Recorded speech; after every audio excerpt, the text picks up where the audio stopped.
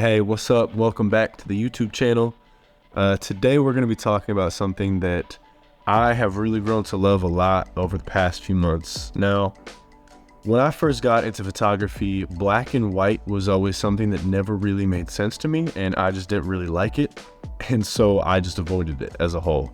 I could never really get it to look how I wanted it to look, and I never really had any references of black and white photography where I felt like, whoa, I really want to go out of my way to try to replicate that. But when I started shooting with a film camera, my first pack of film I bought was Ilford HP5, which is a really popular, affordable black and white film stock. And that forced me to shoot black and white, whereas I had never really had to shoot black and white before. And when I got all these photos back, I was just in love with how it looked. I loved the way the black and white had a certain level of contrast to it. I love how alive everything felt.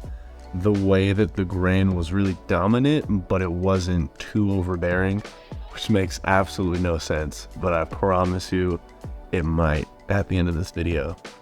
The grain was heavy enough where you noticed it, but it wasn't too heavy where it got rid of the texture. It really felt like it just added to it. And so immediately I thought, how can I take this Ilford HP5 look and this black and white filmy, nostalgic, vintage look, and how do I turn that into a preset? How do I turn that into something I can apply to my digital photos? And so I spent a few months this past summer just really trying to work on it, trying to grow how I shot black and white. I really wanted the black and white to add an element to the image that really makes you stop and look at it. Because I think that really is the benefit of black and white, is that when you take away all the extra stuff that you can do with color, like adding colors to the shadows, adding colors to the midtones, highlights, how you use the curves, how you change colors, all of that. When you take that away, it really boils down to just the image itself. And that initially scared me about black and white because I never wanted to mess with it, since it always felt like if I had a bad image, there was nothing I could do to save it. But realistically, with black and white, you can make a lot out of a little. And so I'm going to show you how I edit, how I've built out this whole black and white look that I have. So let's dive into it. So here is one of my favorite black and white photos of the season, and it's this one of my man Isaiah Liver's pregame. You can see there's a lot of grain here, but you can see there's also a lot of definition in his face. And there's this very interesting effect that I find that comes from black and white photos when you take them really dark. And so as you can see, this is the original, and it's very dark. You can't really see most of the features in his face, but when you turn it into black and white, it just has such an interesting and unique effect. And you can kind of see that as well in a shot like this, where it came from that and then turned into that. There's just a really nice softness that kind of appears.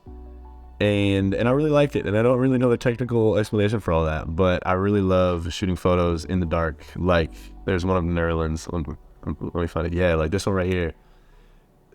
The original shot of this, as you can see, it's really dark. A lot of like very dark midtones, really dark shadows. And then when you turn it black and white, it just has a certain vibe to it that I just can't really explain, but I really love. So I am gonna go ahead and reset this photo so we have it like this. My first thing that I always do, I'm always editing in 4:5 because that is Instagram native, and most of my work ends up on Instagram, so that's always what I'm focused on. So first we're going 4:5. Now next, it's gonna be important that we change to Adobe monochrome. And so that's gonna be our first step in this black and white process. Now, I'm gonna bring the exposure up just a little bit because I really want to bring all these highlights out. I'm going to bring the contrast up a little bit too, just to where the blacks feel a bit more pronounced in there. So the highlights and shadows, I typically just kind of mess around, see how I feel. I think I'm going to bring the highlights up a little bit on this. Shadows might bring down a hair, white up, and then black, I think I'm going to keep it around 0, but probably bring it down to -1. Now, texture and clarity is something that I don't really mess around with a lot. I typically like to bring clarity down on my color images, but with black and white, I want to bring it up. Let's see, let's bring it up around 6, just to keep more definition, and let's bring a little bit of texture in there too, just because I feel like the lack of color creates more opportunity to show off texture, and so I really want to emphasize texture in this. Now, tone curve, I'm just going to do a very slight S-curve in there. And if you don't know what an S-curve is, it's basically a really common practice in the curves. You're bringing this area, which is the shadows and blacks, down a little bit. So you're really deepening those shadows, and then you're bringing the highlights and you're bringing it up. So this is the exact same thing as bringing the contrast up. You just have a little bit more control over it.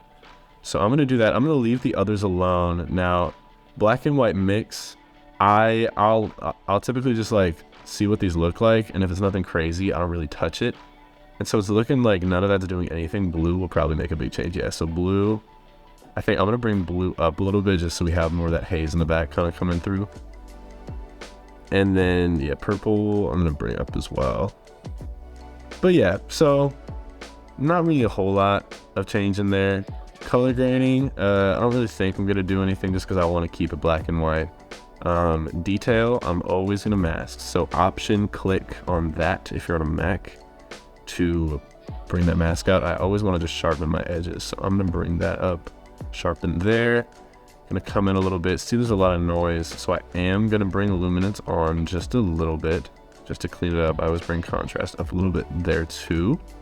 So that's that. Now lens corrections, classic, already enabled, fire. Transform, no need for that.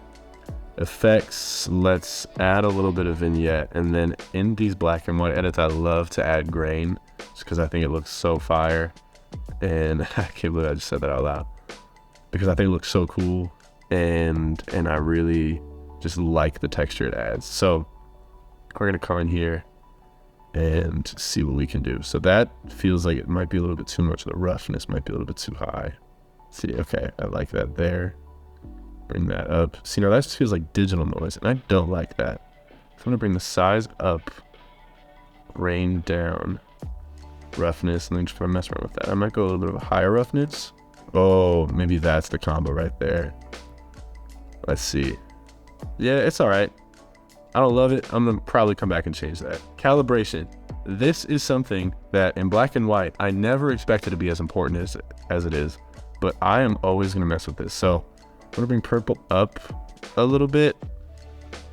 Yeah, and then let's see what this does. Okay, so that's gonna bring those highlights out a bit more. So I'm always gonna be doing that. So I'm gonna put that around there. Let me bring that saturation in there too, and you can just see in this corner up here, this top right corner, when we boost that saturation, it also is boosting those shadows. So I am gonna bring that up a tad. Let's see what this is doing. Okay, so that's gonna counteract it a little bit. So yes, I will add a bit more contrast there. Gonna bring that up as well, ever so slightly. Now blue, oh, interesting. So what I'm seeing here is a lot in the midtones. Like if we zoom in on Liv's face right there, we can really see that it's doing some crazy stuff in there. So I'm gonna try to get it to a place where it feels like it's bringing out more texture in its face, which might be there. Ooh, okay, so something like that maybe. Now, we went from this to this, and it's not finished yet. I think we might need to bring in a little bit more contrast there. And something that's still bothering me is that I don't feel like his features are well defined. So I'm gonna bring the blacks down a little bit and then the whites up just to try to get those midtones. But I'm gonna go back into grain and try to get that grain amount correct. So let's see, so I'm gonna bring it up maybe a little bit there. Maybe bring the size up to around 35. Yes, I really like how that feels now. And so now, it's something that I do when I have time. I typically don't do this in in-game edits. I will always try to get rid of any little visual distractions. So I'm opening up this little band-aid icon, and then I'm gonna size my little pointer just enough so that I can go over all these little lights. My cat's automatic feeder is going crazy in the background, so forgive me for that extra sound. So I'm going through, clicking every little thing that could be a bit of a visual distraction and just clearing that out. And so we just took out all of those extra little lights. And I think that makes for a much cleaner image. Now, Let's go in here and select our subjects. So boom, man, this AI software has gotten so good with that. And then I'm gonna bring that exposure up just a little bit, and then also see what bringing that clarity up does. Yes, I'm gonna bring that clarity up a decent amount, honestly, because I really like how that looks. Boom. Okay, maybe too much though, because now he's looking a bit unnatural. Let's bring the blacks down just to really emphasize that. Boom. Man, I really like how this looks. So that's a wildly simple black and white edit. Let's do one more just to kind of see how the exact same principle really does make such a difference in photos. So now that we've done that one, let's jump into a different photo. This is a photo of Nerlens Noel sitting on the bench pregame during our intro video. And so I'm gonna first come in, make that crop, and then swap to Adobe monochrome. So as you can tell, super dark. So with this, I'm just gonna crank the exposure up until it feels like we're at like a normal exposure. I think that feels about right in there because I still want to keep it on the darker side. So let's roll with something like that. Boom. So we got plus 150, which is scary, but when we're working with black and white, especially with this type of edit where we're already putting in a lot of grain, it doesn't really hurt. And often when I really underexpose or really overexpose an image, I will typically just throw black and white on it because it's a really great way to hide a big mistake you've made in camera. So black and white is kind of a cheat. So if you see black and white photos of mine on my Instagram, you can probably assume that I just totally messed up the shot. So yeah, so now that I've told you my biggest secret, let's go forward. So I'm gonna bring contrast up a solid 25. Let's bring highlights up a little bit just to give some more life to them. Shadows, always gonna bring those down. Whites, yeah, let's bring those up because I like that light in the back just a little bit. And then black, I am gonna bring down some more because I really almost want this darker part of the photo in his beard to kind of fade away and almost appear like it doesn't exist. Boom. All right, now clarity and texture. I don't really think I want to go too crazy on clarity in this one because there is so many smooth textures around him and I don't really want that to be emphasized. So yeah, so we're just gonna bring those up ever so slightly. Boom. I'm really liking the direction of where this is going so far. The tone curve, same little S curve again. Basically just bringing this value in this kind of like bottom left box, bringing it down towards the middle ever so slightly. It just adds a nice little bit of contrast. And then bringing this back up to where it was, maybe a little bit higher, just to bring those whites out further. Okay, cool. The black and white mix, not going to do anything there. Color grading, we want to keep black and white detail. You know the trick. Option click on masking, bring it up. That is horrifying. Let's do this a little bit closer just to see how scary that is. I hate that. Okay, good. So right around there, so we're gonna get that pistons popping out there. Boom, around 65 is always good for me. Luminance, ever so slightly bring that up.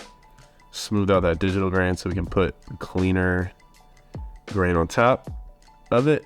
A little silly, but different types of grain, I swear. Transform, no sir. Effects, a little bit of vignette.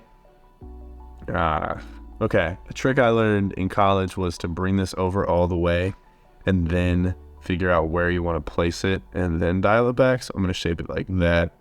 A feather in, highlights, absolutely. Then I'm going to bring back to like -10. And that's going to create a much nicer, cleaner vignette than if you just kind of ran with it. Now, grain, favorite part. Lately, I've been feeling this kind of 55-ish realm. And I just messed with the size there. Man, I might honestly bump it up like around there just because it gives it so much character. And so like just this note alone has made so much difference in adding that texture to it and giving it more life, which is so interesting, just how adding grain and noise can really do that. Calibration, important. Okay, wow, that is crazy how much of a difference that makes when we add purple in there. Okay, I'm not going to touch that because it's horrifying. Red, yeah, I'm gonna bring that up again. A little saturation green, also up again. A little saturation blue. I feel like I always just go left with the blue. Yeah, I want to get that nice contrast in there, his face. So let's see, like right around there, I think I like. Boom. So look at that, so simple, nothing crazy. All that was just making slight little adjustments in the right spots. And that's what I've been telling everyone, is if you want to become good at color grading, know which nodes and panels to use, and know that you don't have to go crazy in each of them to make an image look good. So often, and I did this early on, I was trying to go crazy and I was trying to put all this blue into the shadows and all this orange into the midtone. I was trying to get like an orange and teal vibe, and it just looked terrible every single time. But something I've learned as I've learned from more people is that the way that the pros do it is just knowing when, one, to stop, but knowing, two, what to use in the first place. So mess around with this, find a photo that you don't like, and then throw a black and white filter on it. And so you can literally go in here and then just make this as a preset, create preset, black and white. I can't spell, black and white, YouTube, and boom, and then create that. So give it a go. I hope this is great for you. I hope this really gives your photo game just another element, another aspect, because black and white has certainly just changed the game for me. And I feel like I don't post without a black and white photo anymore because I love it so much. And because it also allows me to reclaim images that I don't think look good in color. So give it a try, give it a go, have fun. Send me what you mess around with on Instagram. I'd love to help. So keep it rolling, and I will be back soon with more. So if this was helpful, drop a like, drop a comment, subscribe if you feel so inclined, and I will be back with more soon.